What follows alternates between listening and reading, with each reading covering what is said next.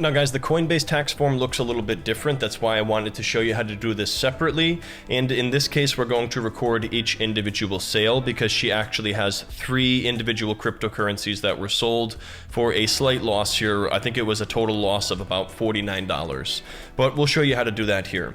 Once again, you're going to click on add more sales, and we're going to do one sale at a time this time instead of doing the summarized entry, and I'm going to record all of these sales just to show you exactly how to do this.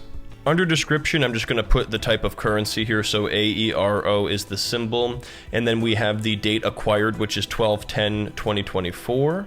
And then if you had various dates, you could check that box here if you want to, but this is thankfully all on one date. And then the date sold was not long thereafter, 12/18/2024.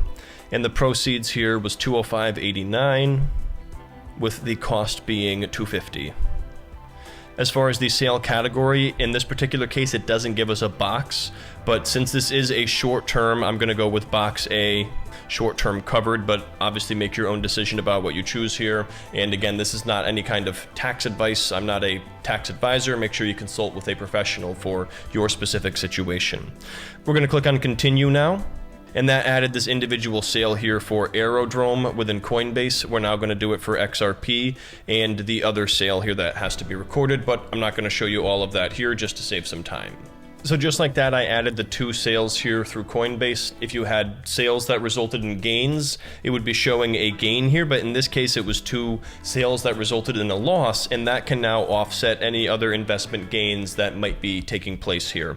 But that's going to be it for her, so we're going to click here now on continue.